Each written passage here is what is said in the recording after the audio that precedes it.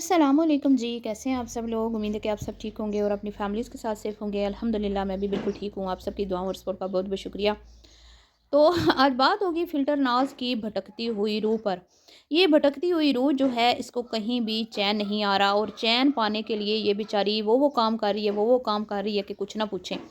हैं कभी ये कि शोहर जो है वो मुझे प्यार नहीं करता, मेरी कदर नहीं करता, मुझे शॉपिंग नहीं करवाता, मुझे कुछ लेके नहीं देता। और कभी कहती है कि मेरा शोहर मेरा मतलब कि बहुत लविंग है, बहुत केयरिंग है, मुझे ईद का सूट लेके दिया, मुझे मेहंदी लगवाई, मुझे ये किया, मुझे वो किया। कभी कहती है कि शोहर जो है वो बीमारी में मुझे पूछता नहीं है, कभी कहती है कि शोर आता नहीं है, और कभी कहती है ये देखें मेरा शोर आ गया, ये देखें। कभी साया दिखाती है, कभी उसकी आवाज़ दिखाती है, कभी कुछ कभी कुछ। लेकिन इसके बावजूद भी बेचारी को सुकून नहीं आ रहा। कभी अपनी अम्मा के साथ गलियों में बाज़ारों में फिरती है, कहीं शॉपिंग कर रही है, कहीं सामान ख़रीद रही है, कहीं शादी अटेंड कर रही है, और कहीं खा खा खा के मोटी हुई जा रही है। लेकिन फिर भी बेचारी की बेचैन रूह को सुकून नहीं आ रहा। ओहो हा हा। फिर भी सुकून नहीं आया। शौहर के साथ उसके घर में भी 1.5 साल रह के गुज़ार लिया, 2.5 साल, 2 साल, जो भी जितना अरसा, सुकून नहीं आया। अब शौहर से अलग रहकर भी देख लिया, सुकून नहीं आया, ठीक है? और उसके बाद अब अपना घर भी सेट करके देख लिया, लेकिन अभी भी सुकून नहीं आया, और ये रूह जो है भटकती फिर रही है, कभी कराची की सड़कों पे, कभी हैदराबाद की सड़कों में, कभी किसी ठेले पे, कभी किसी ढाबे पे, कभी किसी होटल में, कभी बाज़ार की किसी गली में, कभी किसी शॉप में। लेकिन इस बेचैन रूह को चैन नहीं आ रहा, नहीं आ रहा, क्योंकि ये नाशुक्री औरत है, और नाशुक्रे इंसान को कभी भी चैन नहीं आता। मैंने ये सुना है कि आप जितना नेमतों का शुक्र अदा करते हो, जितनी अल्लाह ताला की शुक्रगुज़ारी करते हो ना, अल्लाह ताला उतना आपको नेमतों से नवाज़ता है, अल्लाह ताला आपको और नवाज़ता है। लेकिन अगर आप नाशुक्री करते हो ना, तो फिर आपकी ज़िंदगी में सुकून नहीं रहता, और नेमतें आपसे छीन ली जाती हैं, ठीक है? तो ये जो इतने भंगड़े डाल रही है, अम्मा के साथ मैं गई हूँ शादी में, बड़ा एन्जॉय किया। इस मतलब कि मैं हैरान होती हूँ यार, इस ख़ानदान की औरतें अपने शौहरों के बगैर मतलब कहीं चली कैसे जाती हैं।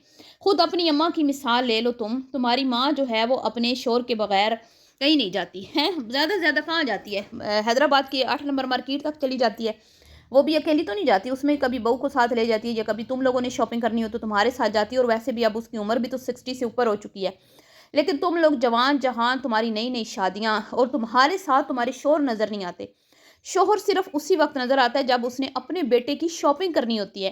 ना तो उसको कभी इसकी शॉपिंग करते देखा, और ना ही कभी इसके घर वालों के लिए कोई भी गिफ्ट खरीदते हुए देखा। हा हा! कितनी बेचारी है ना। तो अब हम अब हम क्या कहें कि भई शौहर साहब जो हैं वो बुरे हैं, ज़ालिम हैं, कदर नहीं करते, या हम ये कहें कि शौहर साहब तो बहुत अच्छे हैं, कदर करने वाले हैं। ये खुद इस तरह की है क्योंकि भई इसने तो हमें दोनों किस्म के कंटेंट दिखाए हैं, ठीक है? अब कभी हमें लिखना पड़ता है कि ज़ालिम शौहर, कभी हमें लिखना पड़ता है बेचारा शौहर, क्योंकि ये सारे रूप तो इसी ने दिखाए हैं ना अपने बंदे के। हमने तो नहीं देखा ना इसका बंदा, ना हम देखना चाहते हैं। और इतनी घटिया और चीप बात इसने एक वीडियो में की, जिसमें इसने कहा कि अब मेरा शौहर नहीं आएगा। ठीक है?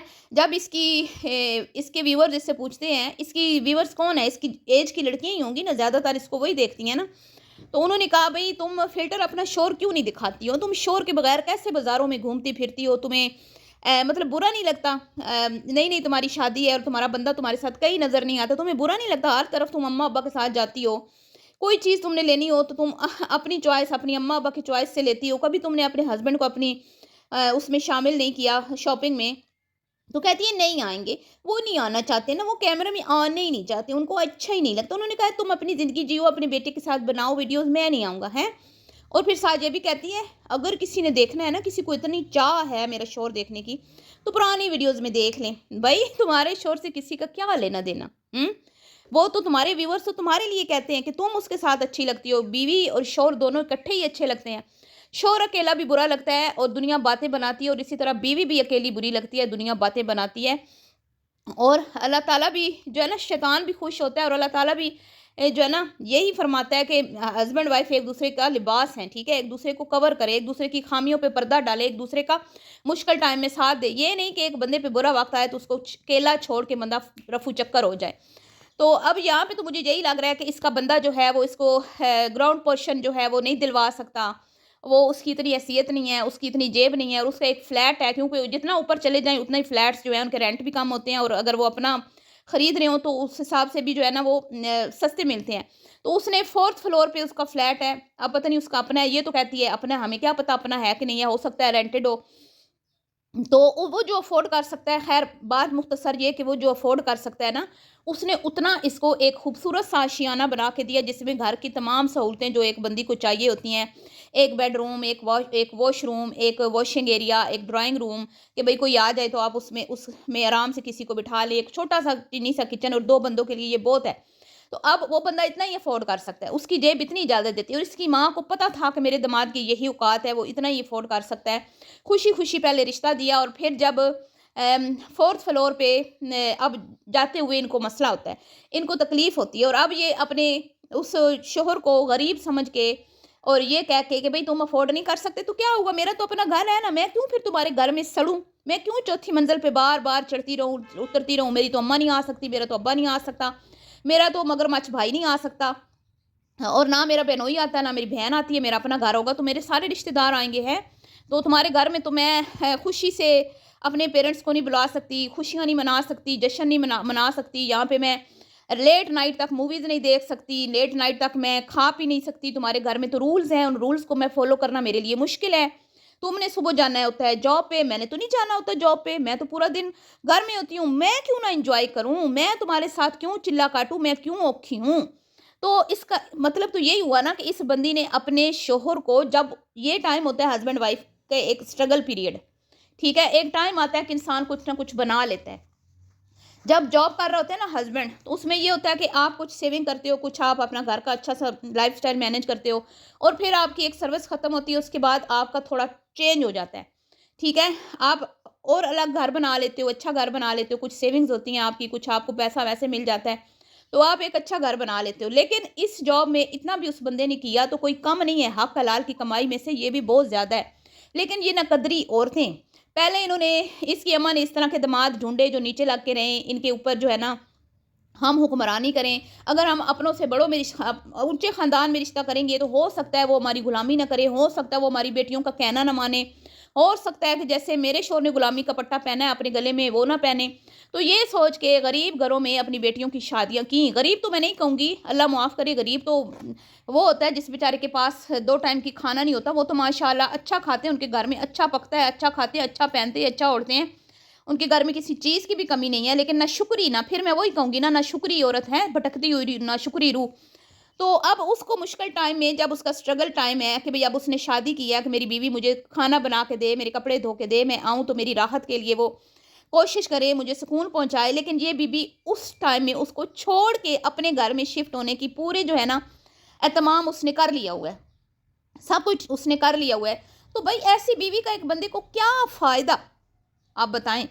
जब वो कुछ मतलब कि उसके पास जब कुछ होगा, वो अच्छा घर अगर खरीद लेता है बाद में, तो फिर तुम उसके पास चली भी जाओ। तो जब उसने जवानी गला दी तुम्हारे लिए, तो क्या फ़ायदा फिर उसको तुम्हारा, हैं? तो फिर यहाँ पे बैठ के तुम किस मुँह से कहती हो कि मोटी मुर्गी मेरे से जलती है, फलानी मुर्गी मेरे से जलती है, ये मुर्गी मेरे से जलती है, वो मुर्गी जबकि वो दोनों मुर्गियाँ, अगर मैं कहूँ कि तुमने बहन को बोला या स्वीटी को बोला, तो वो दोनों मुर्गियाँ तो अपने शौहर के साथ खड़ी हैं। उनके अच्छे बुरे टाइम में उनकी साथ उनका साथ दिया, उसका साथ छोड़ के भागी नहीं है। स्वीटी रेंट के मकान में रही तो वो छोड़ के भागी नहीं अपने शोहर का कि तुम्हारा तो भाई रेंट का, मेरे तो अपने अब्बा की कोठी है 5 करोड़ का मेरे अब्बा का बंगला है, मैं तो उसी में जाके रह लूंगी, मेरा तो उधर अपना एक कमरा है, मैं वहां पे रह लूंगी। बताओ ना, भागी तो नहीं है ना, वो रही ना, रेंट के मकान में रही, 35-40 हज़ार 50 हज़ार जितना भी रेंट था वो देती रही, वहां पे रही, उसने अपनी एक दुनिया अलग बसाई अपने शोहर के साथ। उसने ये नहीं कहा कि मेरा मैका करीब है, मैं रोज रोज मैके में घुसती जाऊं। नहीं ना।